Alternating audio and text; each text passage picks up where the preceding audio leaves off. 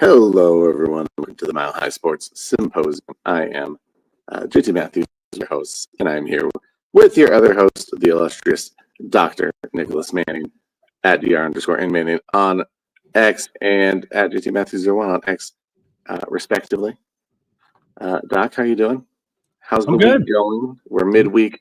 I mean, we're always kind of midweek, but how's this midweek? Hump day. Yeah. I'm good, man. I'm good. I'll be in attendance at the Bronco game in Las Vegas on Sunday. So yeah, that's good. Pumped. How about you? Things are good. We're getting towards the holiday season. Uh-huh. Do you lean towards being a Thanksgiving guy or a Christmas guy or both or neither? I'm not really like a Thanksgiving guy. Okay. In the sense of like, I don't like pies, most pie stuff. Turkey is like good, but it's not like good for like sandwiches and stuff. But I'm never like, yo, I didn't go give me a plate of turkey. Yeah.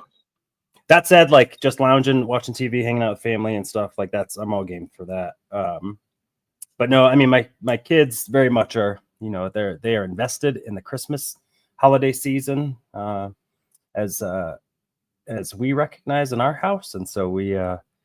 It's a lot of effort too. That elf is on the shelf December 1st.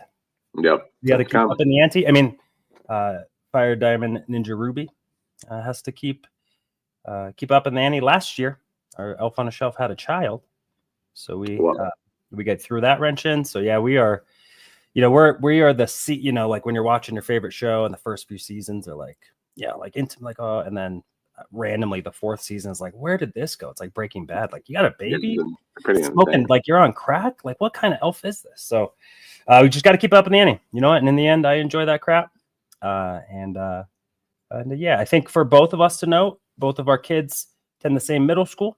Our oldest two both came home with honor roll, which if you met these two children, you would be extra impressed. They are, both of them are very much more scholastically challenged of the group, and they rocked it out. So congratulations to you, sir, on your son kicking some butt at school. And I will accept all of the gratitude, because my son would not have had great grades if it weren't for me and his mom. That's a fact. Same with ours. It's really our grade at the end of the day, but I will let them take credit, at least in public. Privately, we know. Yeah, the good part is I'm not like physically doing any of it, but I'm just like, you got to think about this. You got to think about that. Is that good enough? Did you check your list? My wife, though, like she's relearning 6th grade, and thank goodness she chose to bite that bullet, and she is gladly accepting the bite. She's like, I'm already knee deep in. Like, we'll just finish it out. Like, thank you. So, it's like, get on Power School. All right, where's this thing at? Make sure it's ready to go so you can turn it in on time. And then it still doesn't get turned on time. But maybe the next day it gets turned in. Whatever. Shocking. Like, just hand it in, ma'am. Yeah, you did it. You did the work. Why do I have an F in this class? Because all your assignments are in your backpack.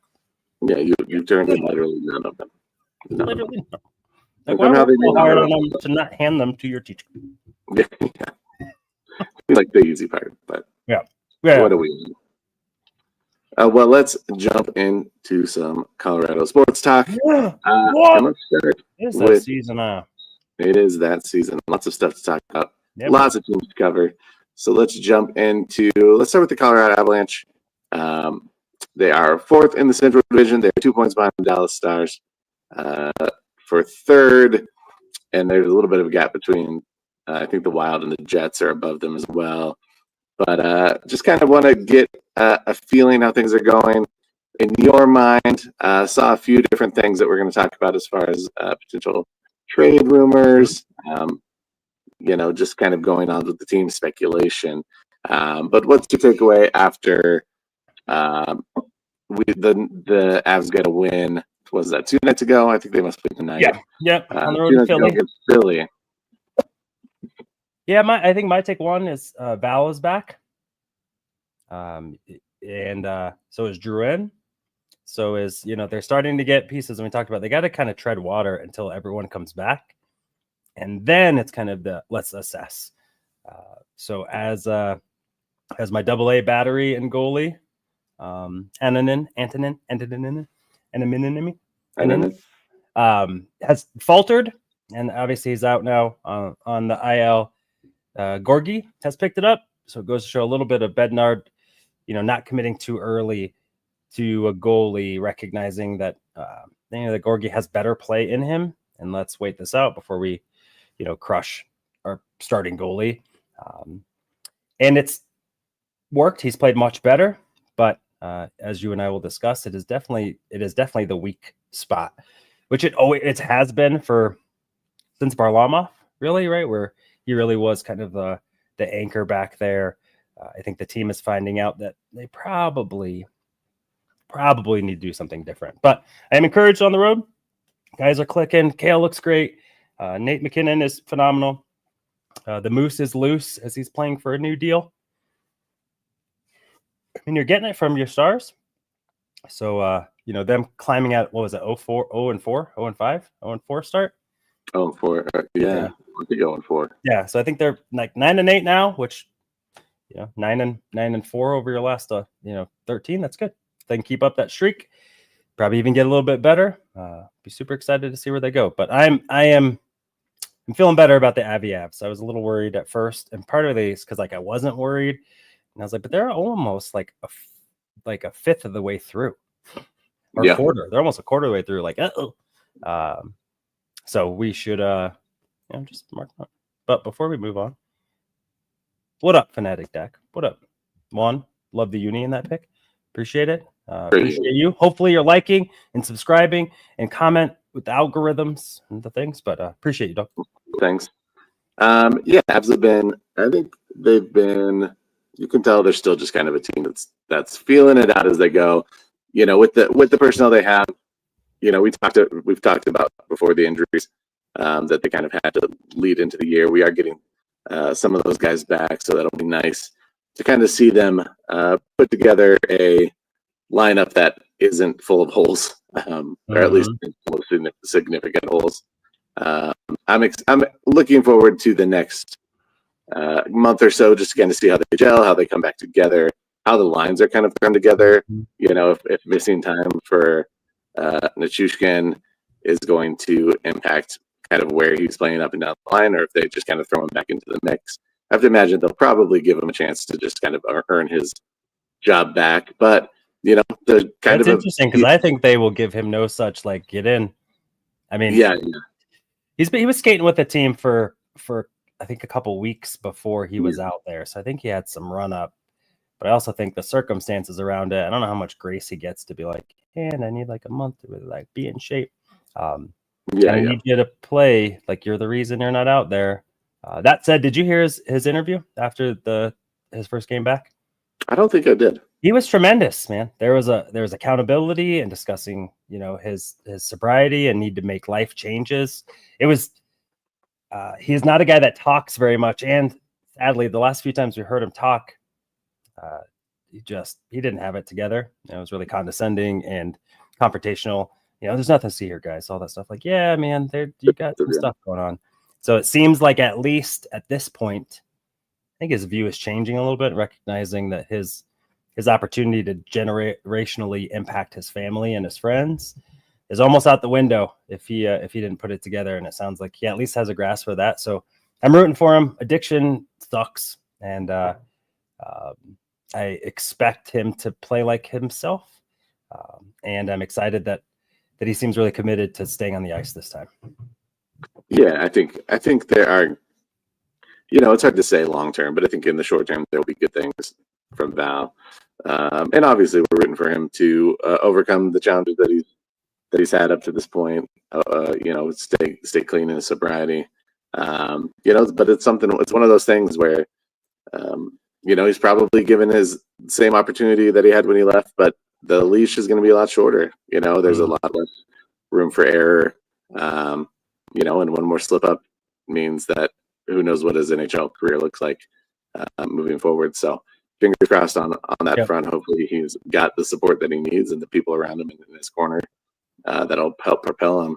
That being said, a few little notes around the Avs. There's some fun little things that have popped up in, I don't want to say the news cycle because it's not news, but speculation. Yeah, I mean the Avs are a team that people expect to make a move, at least. You know, with the expectations they have. So I think we're all under the interpretation that that something's gonna occur for sure. And this is one of the ideas that's out there. Yeah. That we were talking about. I would go ahead and set the T. Who is John Gibson, and why would this be impactful? Yeah, John Gibson's a goaltender for the Anaheim Ducks.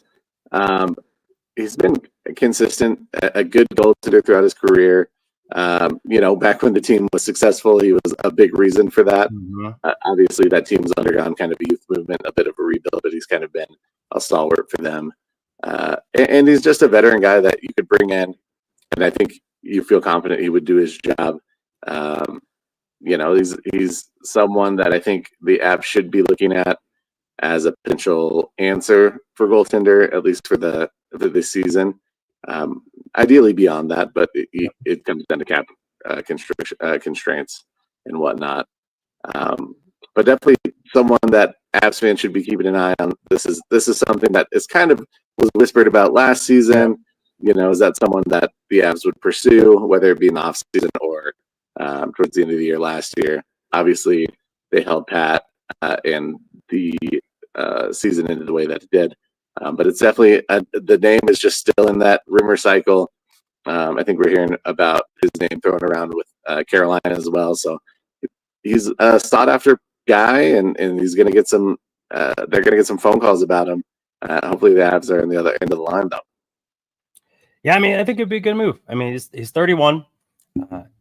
You know, he's 3-0 this season, so just came back from emergency appendectomy surgery.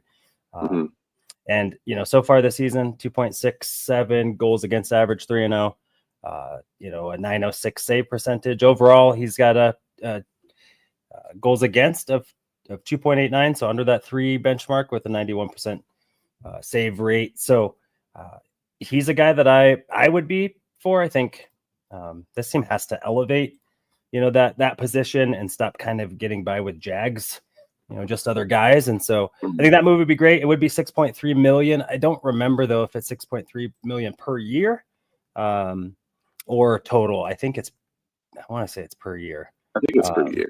Yeah. And so for a team that's strapped, that said, you know, if Gabe takes the IL for the rest of the season, which could be it, you know, or at least you could maybe wait and make that trade at the deadline. So you're taking on less of the salary for the remainder of the season.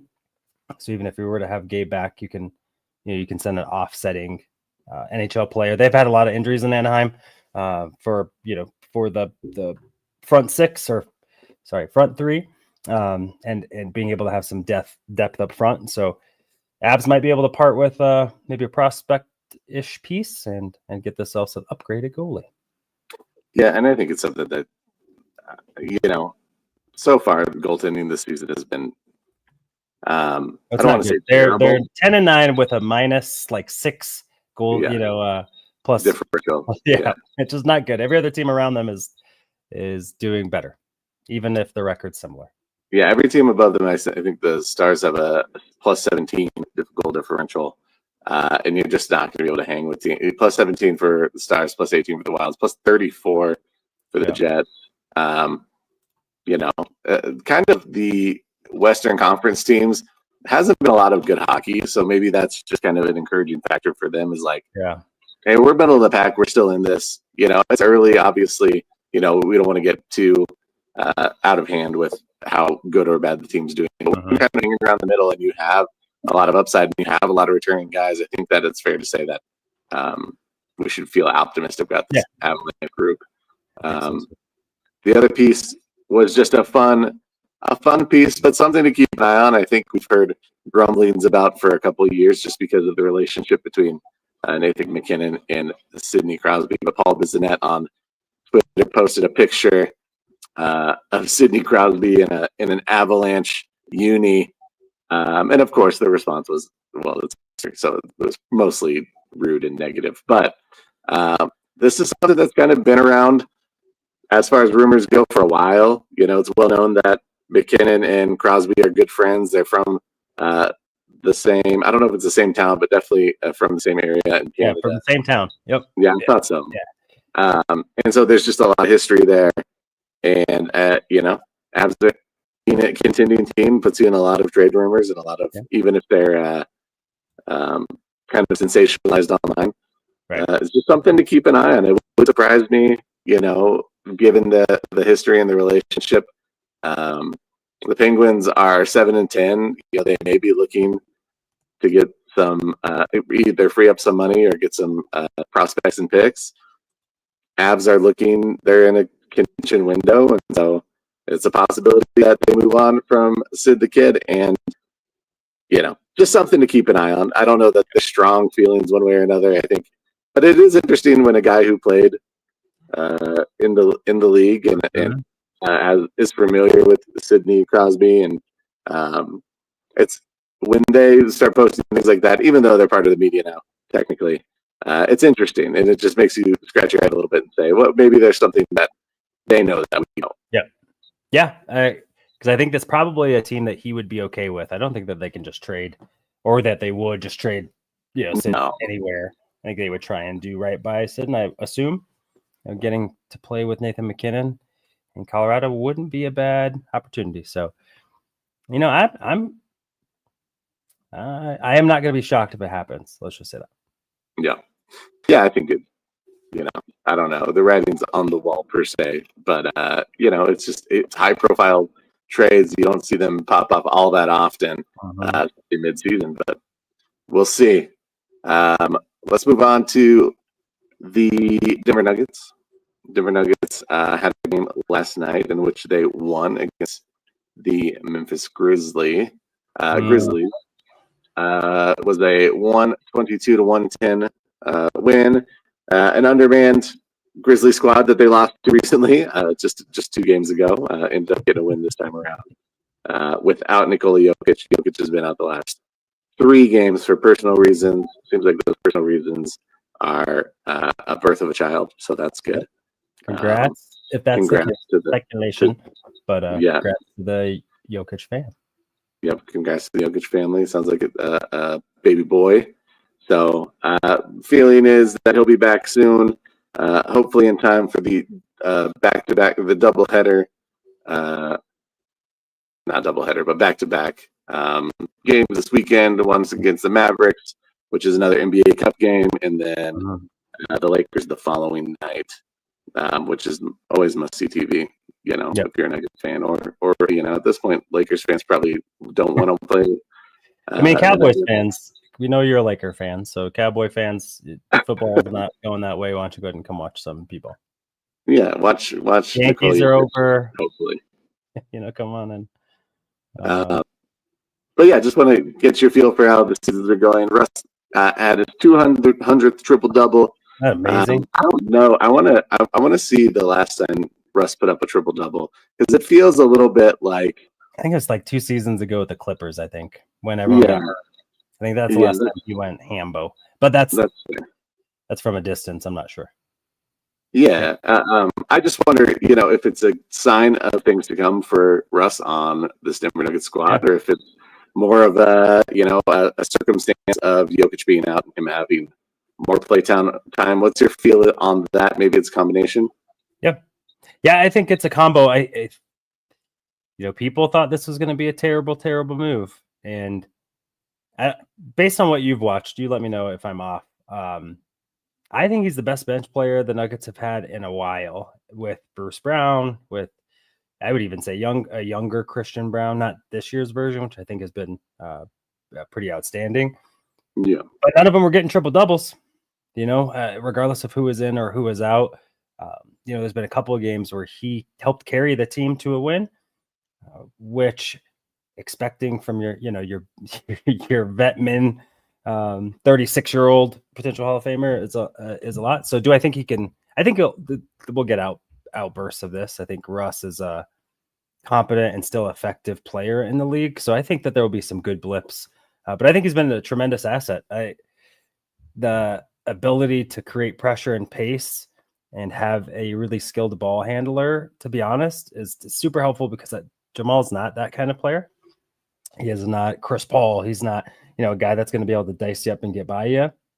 Not that he can't, but that's not really an elite strength of his. And so having a guy like Russ who can be on the floor when Jokic isn't on the floor and, operate the offense and go attack the basket. And he's done that much more as of late, which I think is the best version of Russ. And so really excited about that. I'm excited about what he added. And so you look at it too. So the Nuggets are missing Aaron Gordon. Let's not forget. And Nikola Jokic. So it's not just like Big Honey is out, but they are, they're missing 45 points a game from those two folks. And so I think it's good that Russ is stepping up. Right now they have 6 players in double figures. They got 2 more at 9.5 in Peyton Watson and Strother. And I think that's, you got 8 guys, essentially 8 guys that are almost at 10 points a game. That's a pretty well-balanced lineup. You add a couple guys in that help get some big minutes, some bigs type minutes, and you feel pretty good about where they're at. I'm very disappointed in Jamal Murray, and they kind of pulled it a little bit out last week, but Michael Porter Jr. has been a much more consistent and effective player this season than Jamal. I have faith that Jamal will be able to pick it up, but that faith is dwindling a little bit. And he comes across as an alpha mentality. Then be an alpha. We need you, man. Pippen and Kukoc stepped up when Mike was out. Right there's, you give me the team, and I'll give you the star that helped upkeep it. And he's averaging 18 a game. He just signed his 2nd max contract. I don't think he's a guy that's tanking it. I think he's a guy that doesn't have confidence. And because there are limitations to his game, if he isn't confident shooting the 3, it's limiting his effectiveness. He needs to be able to be a threat from steps away to be able to utilize his entire skill set. And so really would like him to pick it back up. So I was glad that Jokic got some games out. Hopefully Jamal can see where some of the errors in his game and his leadership are. So when Jokic comes back, he can kind of pick it up with the support of Batman. Yeah, I didn't get to watch the game last night. I do have it recorded. I'm going to watch it tonight probably. But the first thing that I saw was Russ's triple double, and it concerned me a little bit. I was excited that Russ got a triple double, but it did concern me a little bit that it wasn't one of the other guys that was kind of the main talking point, being Jamal or MPJ. However, they both did play pretty well last night. Jamal at 27, MPJ at 24, shot the ball well.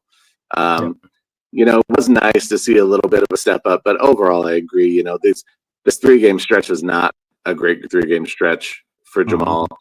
I think it's fair for people to speculate whether he's up being overpaid, whether he's someone that the Nuggets see in their long-term future, or if he's someone that they may try and a contract they may try and move. However, we know what that looks like on playoff time usually. I'm hoping that we'll see a little more effort in the regular season from Jamal. It just seems like Jamal's never been a warm, fuzzy kind of guy. It does seem like he's been a little bit more of the villain. It's funny. In the preseason, I remember lots of people talking about this being Jokic's villain season because of the facial hair and trying to go for a fourth MVP and kind of just the energy he was carrying himself with. And it's kind of been a Jamal villain season in a way, and almost in a negative way with the Nuggets fan base. And so I hope that we can shake that a little bit. I hope that he can string together some games where he looks like, he will like he's worth the contract that he received. And so overall, Nuggets won a NBA Cup game. They're 1-1 in the NBA Cup. They lost to the Pelicans tonight with Jokic out. They won last night with Jokic out. So as much as the games don't really matter, it is fun that they are still playing in contention. There aren't that many NBA Cup games, so you take 2 losses. Who knows if you end up, playing for anything more. But it is fun that they got the win last night. And lot of things that remain to be seen with this team, but there's been growth with Peyton Watson. there's been growth with Christian Brown, obviously, in that starting unit. Strother has looked strong, maybe not as consistent as fans had hoped game to game, but he brings something each night as far as effort goes, and then the ability to shoot is always going to be a threat. So a lot of things to like about the Nuggets. They're 8-5, which if you told me at this point in the season that they were 8-5, I'd be okay with that. I'd definitely be okay with that. Yeah, especially starting 0-2. Yep. Yeah. So essentially 8-3 over the last 11. Yeah, I'll take it. And you're missing your star for 3 games, and you're missing maybe your best all-around player, right? And Aaron Gordon. And this is where they're at. I think again, it's kind of like the Avalanche. Like once you get healthy, that's when I'll judge you, but be prepared to be judged. I think Strother has been good, hasn't been that consistent, but again, it's this first stretch of real NBA basketball. And you expect him to trip up a little bit, but they have the pieces. With Gordon coming back, they're at least 8 deep, and then can Najee continue to provide some minutes? Guys like that, I think figuring out your 9, 10, 11 is much easier than trying to figure out your 6 and 7. So I think they're at least in a good spot there for sure. Yeah, sure. Again, upcoming games that'll be important. Cup game coming up on, was that Friday night or Saturday night? Friday night against the Mavericks. Always going to be fun. It's going to be one that's on, I'm guessing TNT. I'm not sure as far as streaming goes, but national, ESPN. And you game on ESPN on Friday night, and then against the Lakers. Looks like it might be on ESPN too, but definitely on Altitude. So make sure you check in on the Nuggets. Hopefully Jokic will be back throwing up some triple doubles, making his case for a 4th MVP, as people are starting to understand the power of Nikola Jokic in the offense. It's just undeniable at this point. Undeniable. Yep. Let's go quick. Let's just hit CU. Yeah. CU is playing well. They got a win last week against Utah, which has always been a tough matchup for them. A pretty decisive win against, I will say, a hurt Utah squad as far as the quarterback position goes. An underperforming group, but still a big program that I think was in the championship last year, or approaching that. Maybe it was BYU. I don't remember. No, they were. I think that they were in the conversation. They might have played Oregon for the Pac-12. Yeah, I can't remember, to be honest. Not Oregon. Sorry, Washington. I think that they played Washington for the big, or the Pac-12, whatever. Dear goodness gracious. But regardless, a good win. Really good defense team, So, and they were losing close games. They weren't getting blown out. They didn't quit on their coach. They have NFL talent on that team, so their record might fool you because they went on a skid, losing their first 2 quarterbacks. But there's some NFL guys on that roster for sure. So that wasn't necessarily a walk in the park, but it was a good decisive win against a pretty good team. Yeah, they are playing Kansas on Saturday in Arrowhead, as you filled me in. I didn't realize that, in Arrowhead Stadium. So that'll be always going to be a challenging atmosphere. I wonder how well CU will travel. I think they're going to travel pretty well, if I had to guess. If you look at the matchup, I mean, CU's got a lot of people jumping on board, a lot of fans. Boulder and Kansas are not Kansas City, not too far away from each other. If you're a crazy college kid, so I'm sure that they'll travel well. Just thoughts on Travis Hunter, really quick. Thoughts on Shedeur, anyone else that pops in your mind? Yeah, I mean, Travis Hunter is nominated for the Biletnikoff and the Jim Thorpe, which is the best receiver and the best defensive back in the nation. So, guys had a rushing touchdown and a pick last week. Like, what? And 50 yards receiving. Guys, miraculous. And I thought Shedeur, after some early jitters, questionable play, uncharacteristic pick, really settled down. And I think this defense is just as much of the story. Last year they couldn't get to guys, couldn't stop the run. Now they are, that defensive front has been pretty stout all season. So one, excited about that. Two, the being able to potentially get another 5-star recruit at quarterback, having a player decommit from USC. And then I think that they're taking a visit from an Alabama top 5 or a 5-star recruit. Oh, wow. Who's opened up his recruiting. So it's good stuff's cooking in Boulder, man. It's good. And you were just bringing up that, your beloved Ohio State, if they were to make it to the Big Ten championship game and lose, that potentially could set up a matchup here in Boulder against a Big 12 champion Buffaloes. And how, 2 years ago, they were the worst college football team in America at this level. 2 years flip, they're playing Ohio State in a playoff game. Like, what? It's phenomenal. And again, my love for Prime continues to grow from a boy to a man. It must be the money. Must be the money. That was like a big. Yeah. I mean, two games left to get into any sort of playoff contention. However, winnable games that they should win. College has shown that they have some NFL talent on the squad, not just Hunter and Shador, but just kind of up and down. You've seen the offense that brings Shador after that pick. I mean, his stats for the game were 30 of 41 for 340 yards, 3 touchdowns.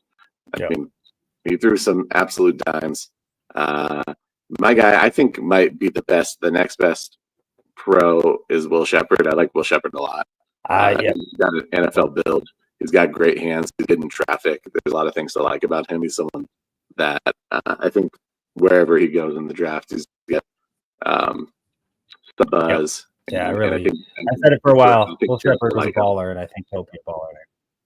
Yeah, for sure. All right.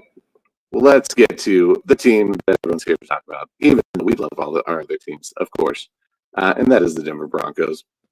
I'm going to talk a little bit about a lot. So let's just start with Bo Nix. That's what everyone wants to talk about anyways, is Bo Nix and his performance this past weekend.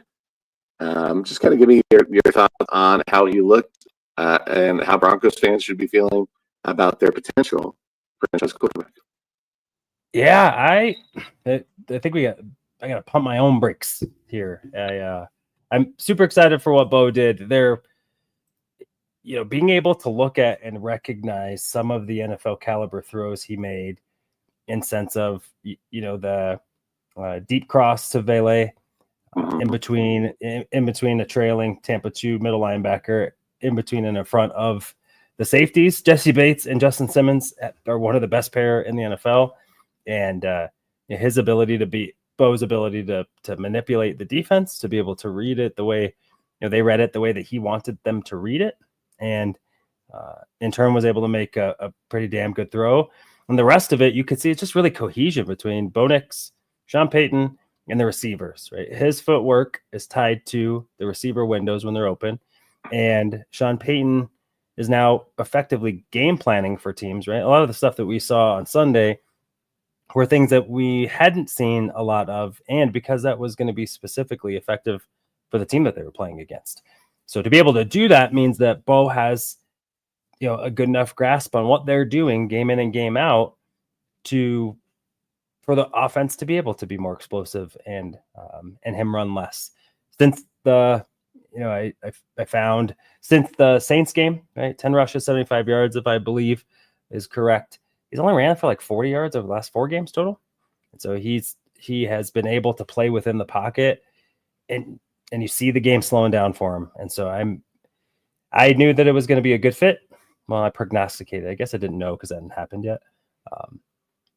But this is what I would have expected them to get to. I don't know when I would have expected him to be the first rookie to throw for 300 yards and 4 touchdowns and, plus 75 or whatever. And just phenomenal. Now, I don't care what you think about the Falcons. Falcons were 6-4, and Bo diced them up. And kudos to the offensive line for giving him time. The receivers I thought were consistent. And guys were running wide open, which means they're executing the plays as designed. They're called against the right look, and Bo was able to keep it there, and so it was exciting. Like, it was exciting to be, the Raiders game you and I were at felt a little different. That I wouldn't say that felt like a really clean, like, dominant performance. The defense it was a defensive. They just kept beating the Raiders into into mistake after mistake. This one, Kirk threw an interception, but it wasn't until kind of late third when the game was pretty much going to be decided anyway. He didn't have time, didn't have places to go with the ball. The defense just balled out, and Bo Nix was a surgeon, man. Like, they changed up looks, they changed up pressure fronts, they changed up, coverages. Completing like 80% of your passes in an NFL game is just nuts. Like, it's nuts. I don't care.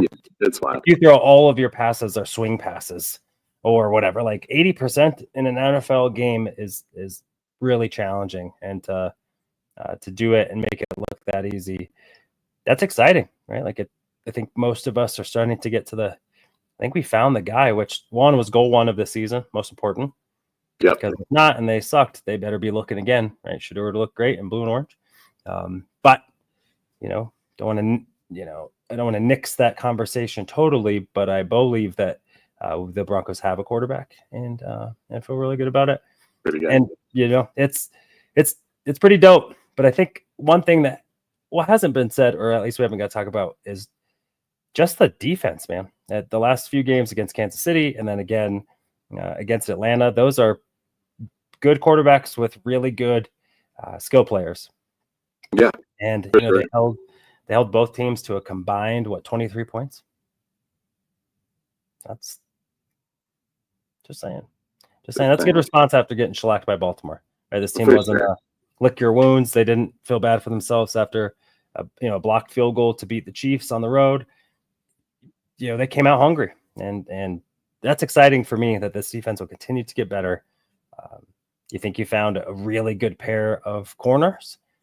You have a good complementary group of pass rushers that are, Jonah Ellis got another one. Nick Bonito has 8 now.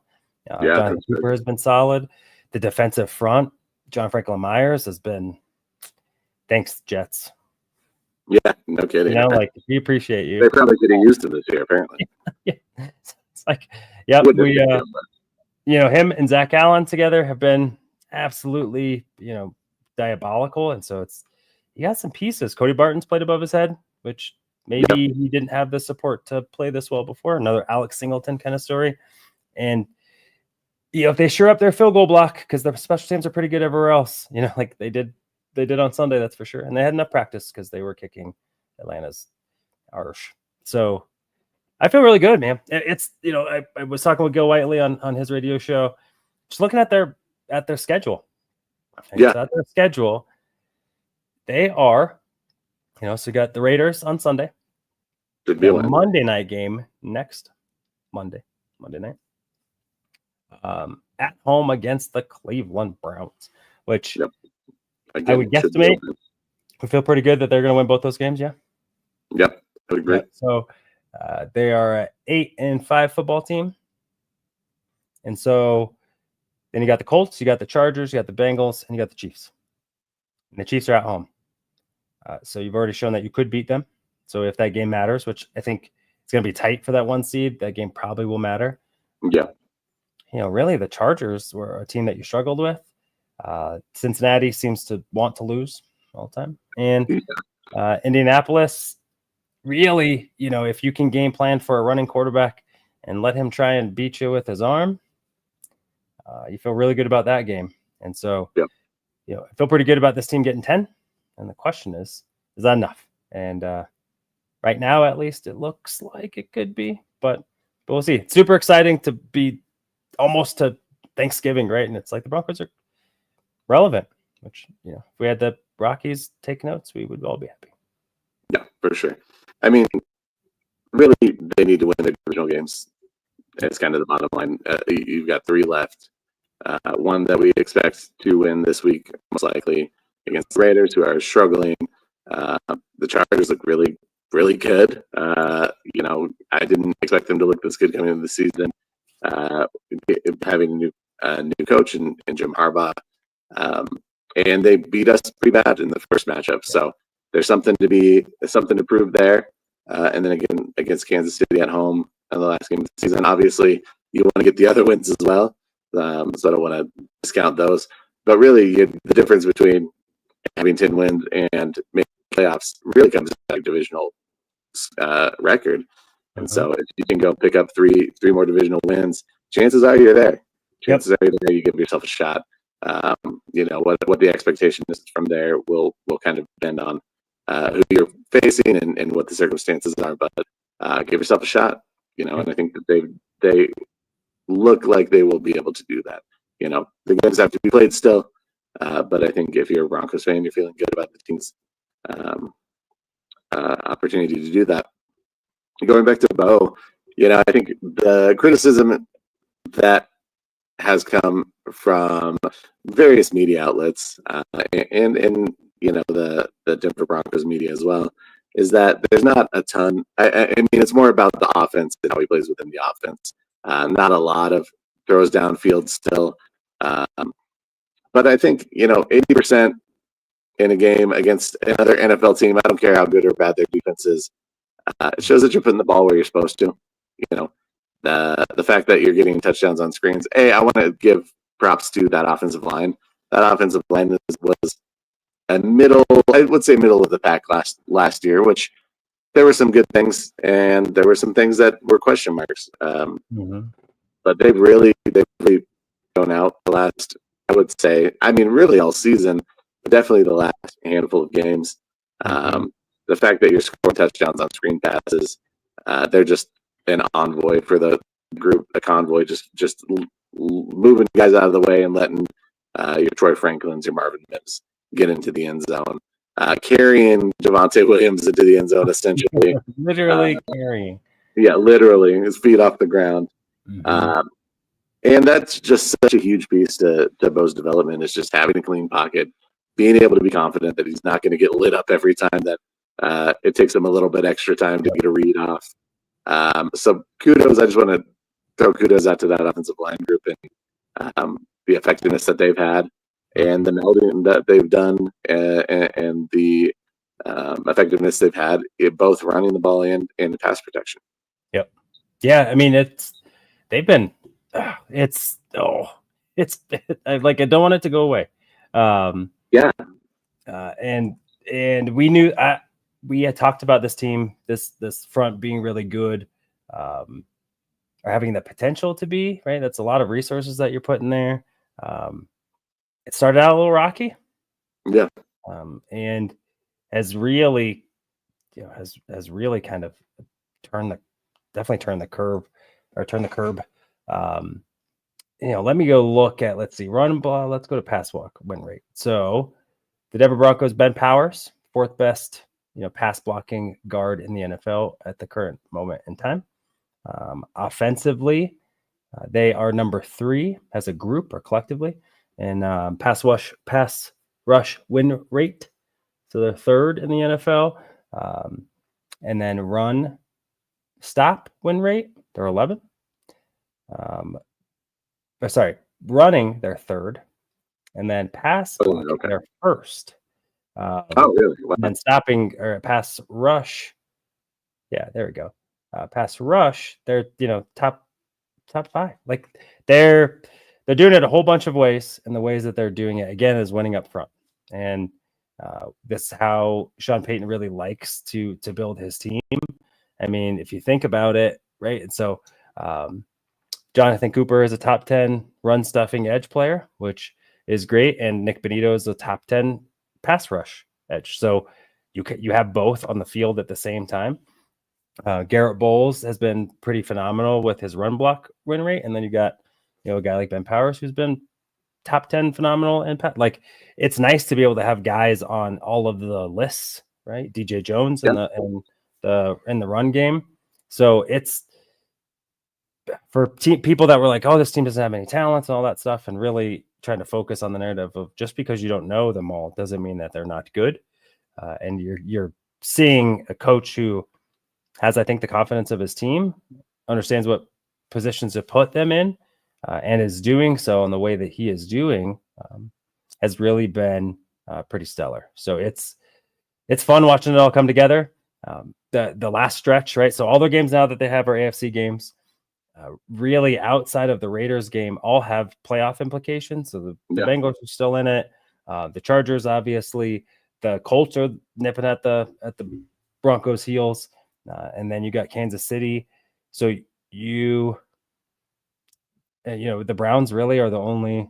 It's kind of the gimme-ish. So you got those two, them and the Raiders.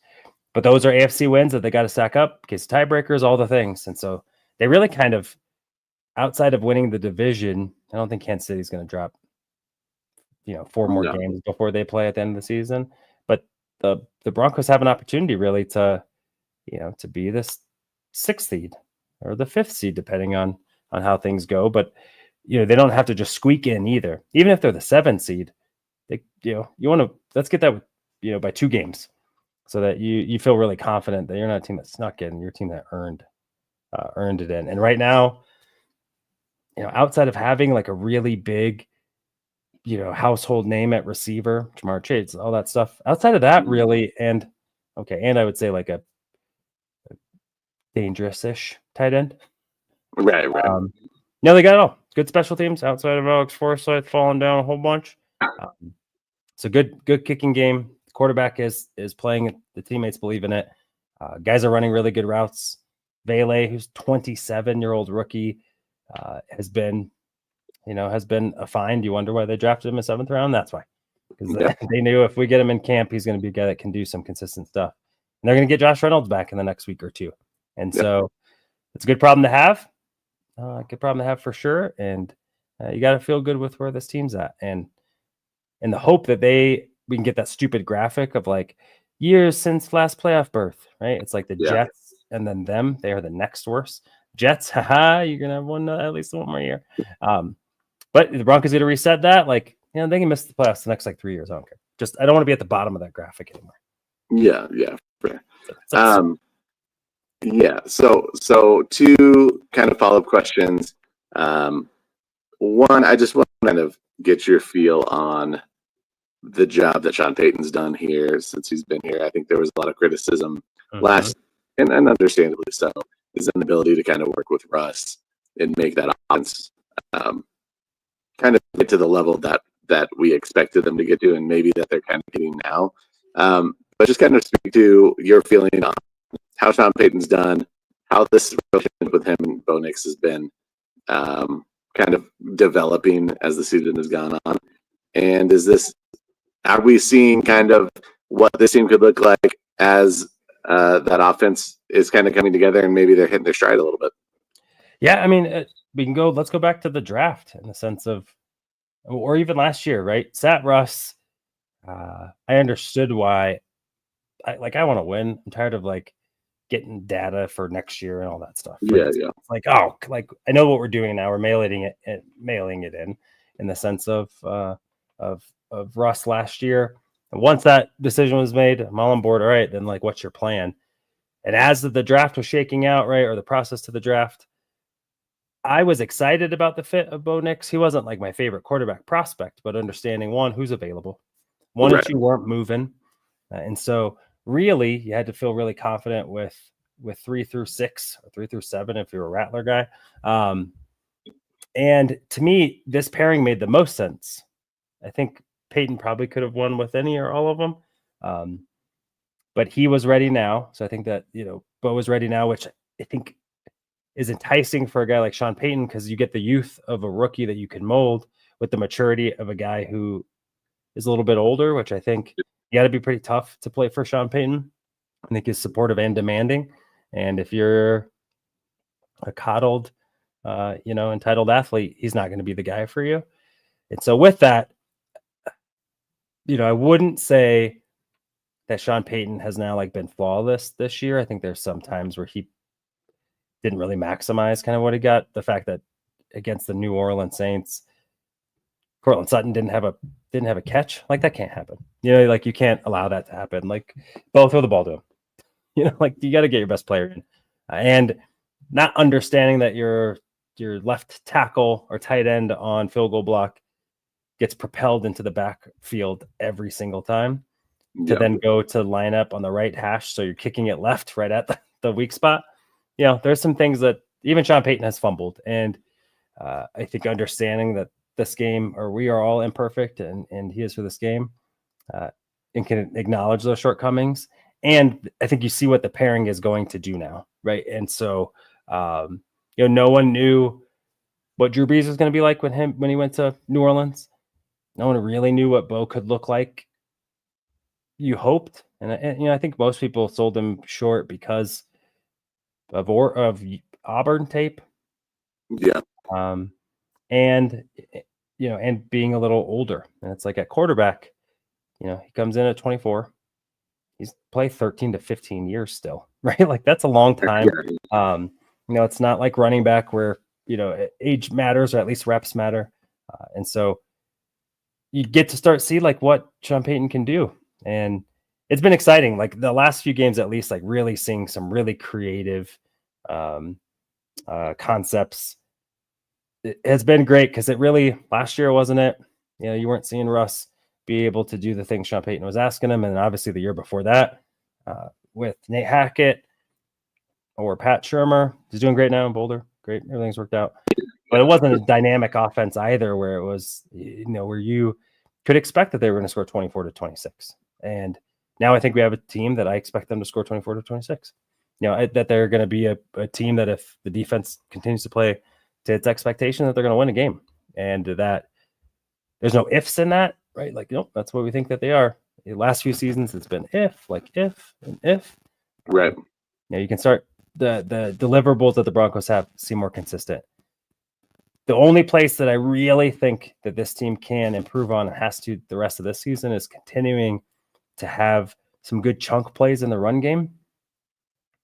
So last week, I thought it was the demise of Javonte and picked up Audric Estime ever I could. I was like, it's his time now. Yep. And then silly me. It was not his time. Javonte looked great. But that man has to run with some dire purpose. He's playing for his livelihood somewhere, I assume. And, what we're getting the previous couple of games, just not good enough. And if the running game can look like it did yesterday or Sunday, moving forward, right? It's like I don't even need New Orleans good. That was like 220 yards or something ridiculous. Broncos don't need that. They need 104 to 120 yards, like good, consistent 4 yards of carry. Because when that play action was there, with an offensive line that has been as good as it has been, Bo has shown that he's gonna do some good work, and we need it. We need it like right to my veins, hook it up, pump it in. But that's the one critique really is we got to run the ball, and we got to run the ball when we want to, not when they allow us to. Yeah, totally. It feels like the offense is starting to click, and maybe that is just because of repetition. Maybe that's because of study, and maybe I'm sure it's a combination of those things. But it looks like the offense that we were expecting is being implemented, and it's being implemented crisply. And they're able to make adjustments on the fly. I mean, I think we all realized that Bo was making some changes in play call at the line. This last game. You hear how many times you hear him yell kill, kill, kill. Obviously there's something that he's seeing out there, and he's making some reads, obviously, and hopefully that grows. But it's nice to see them get into a rhythm on offense. I think that up until this game, there has been some inconsistency. Bo has had some moments where he looks like a rookie. He's throwing the ball into the dirt, that sort of thing on some open routes. But to see it all come together makes me a lot more optimistic about his growth moving forward. And I do think that the Broncos potentially have a guy, and that's exciting. And Broncos fans should be elated. They should be excited. So go talk your trash on Twitter. I don't mind. I might wait a couple more weeks to see where we're at after Indianapolis before I start talking. But I think that for us to be in this position, We haven't felt this with this many games to go left in the season. We haven't felt this optimistic about a playoff berth in a while. So it does feel close. It feels close. Whether it's this year or next year, it feels close, which is nice. Quick little question for you, and then we're going to just do a quick breakdown and prediction for the Raiders. Who's kind of been your most surprising contributor this season for the Broncos? Most surprising, probably Riley Moss. I think not really knowing what to expect from him at all. He's been phenomenal. I mean, just not just good, but like, when they get a catch on him, I'm like, oh, like that's shocking to me. So to have that paired up with like good night, that one for sure is the most surprising. I have been pleasantly surprised also by Justin Chernod coming in, and I think him and Cody Barton. Yep. Even the Broncos weren't sure. He brought in Quan Alexander and Zach Cunningham. Some two former Pro Bowlers and vets. Like, I didn't know that they were going to be that good. Yeah, no. I think, I mean, basically, you said all the people that I had in mind too, which, makes sense. We talk about this sort of stuff a lot. But the fact that these guys have been able to be plugged into this season and have been able to, I would say, rise above expectation has been really nice. It's been a nice surprise. When we were going from Damari Mathis last season, having very inconsistent games, some moments where he looks good, but mostly a lot of moments where he's looking pretty good out there. You lose Alex Singleton early. He's one of your team captains, and he's out. And then what happens? You don't miss a step, really. Jonah Ellis has been a nice surprise as a rookie. Nick Benito, I think we saw flashes of last season, has really stepped up and been productive. Same with Zach Allen. We saw moments of last season where you're like, that guy could be pretty dominant. And then this season, he's going ahead and just showing us that he's a dominant player now. Up and down this defense, I think there's a lot of surprises.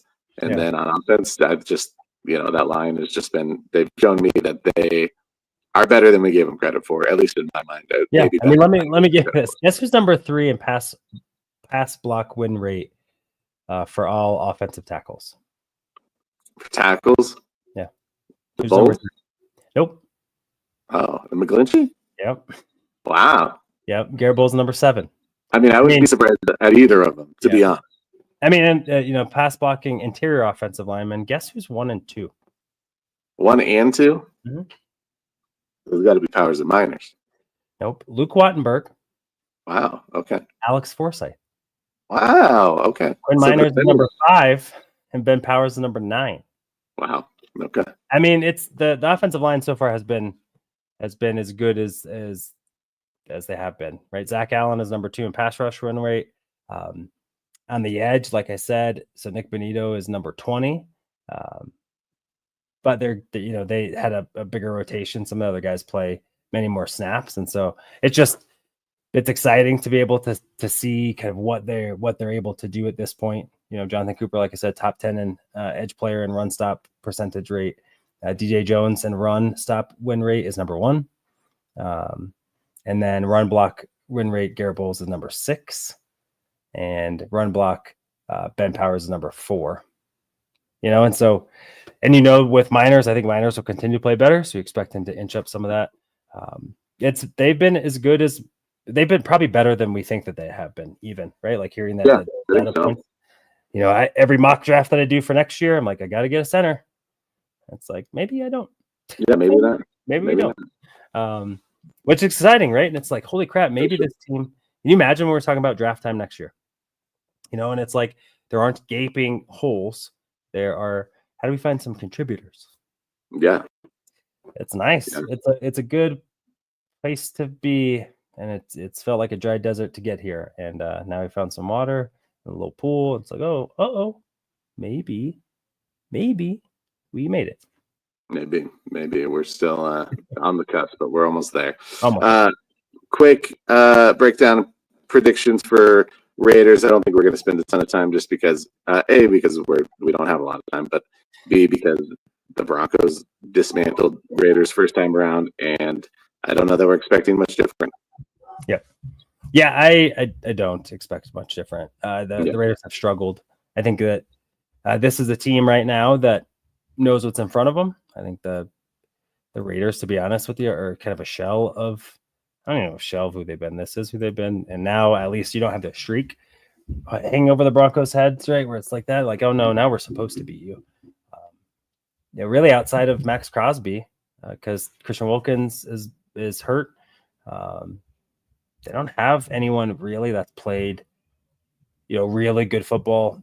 No one else other than Crosby has a PFF overall score or ranking of above 70.